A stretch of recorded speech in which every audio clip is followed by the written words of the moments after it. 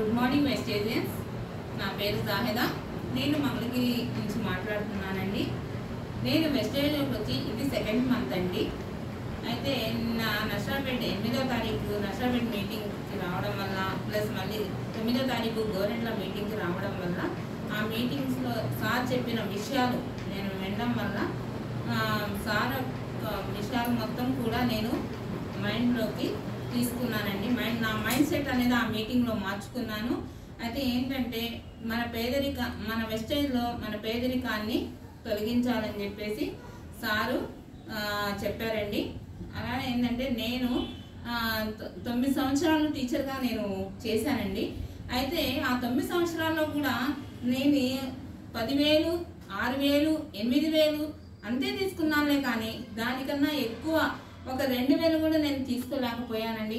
ఆఫీసుల్లో కూడా చేశాను. అయితే మార్నింగ్ 7కి వెళ్ళి ఈవినింగ్ 8, 9 అయ్యేదండి. నాకు చిన్న పిల్లలు ఉన్నారు, అయినా ఇల్లు జరగాలని చెప్పేసి అలా వెళ్ళేదాన్ని. కాకపోతే ఏంటంటే దాంట్లో స్ట్రగుల్ పడ్డా మనకు ఫలితం అనేది ఉండదండి. ఒక పాలేరు లాగా ఒకళ్ళ దగ్గరికి వెళ్ళి చేసే బదులు సార్ చెప్పిన మాటలు బిజినెస్ చేస్తే మనం మంచిగా బాగుపడతాము అని చెప్పేసి అన్నారు. అవి మొత్తం నేను మైండ్లోకి తీసుకున్నాను. నేను జాబ్ కూడా వదిలేసుకున్నానండి సార్ చెప్పిన తర్వాత. సార్ మీటింగ్స్ ఎక్కడైతే పెడతారో అక్కడికి వెళ్ళి బాగా వినాలని చెప్పేసి నా కోరిక అండి. సార్ ఎక్కడ మీటింగ్ పెట్టినా నేను ఎక్కడెక్కడ పెడతారా, ఎప్పుడు వెళ్దామా అని చెప్పేసి నేను చూసుకుంటూ ఉంటాను. సార్ ఏంటంటే టైం మెయింటెన్స్ బాగా చేస్తారండి. టైం టు టైం సార్ వెళ్ళినప్పుడు ఆయన 2 నిమిషాలు చెప్పినా ఇంకా చెప్తే బాగుండు అని చెప్పేసి నేను అనుకునేదాన్ని.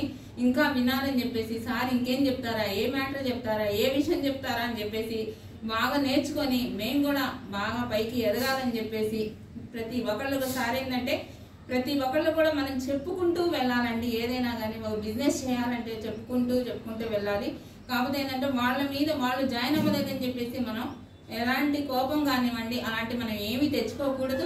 మంచిగా వాళ్ళకి చెప్పి బాగా జాయిన్ అయ్యి మేము చేసుకుంటాము అన్న వాళ్ళనే మనం జాయిన్ చేసుకోవాలండి.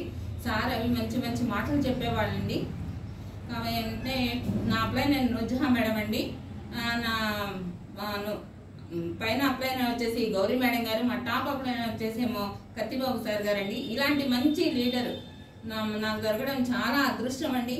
సార్ IAS చదివి కూడా మాకు పేదరికంలో ఉన్న వాళ్ళందరినీ కూడా పైకి తీసుకురావాలని చెప్పేసి వాళ్ళని ఎలా అయినా పేదరికం నుండి తొలగించాలని చెప్పేసి మంచి హోదాలో తీసుకురావాలని చెప్పేసి సార్ ఒక కోరిక అండి.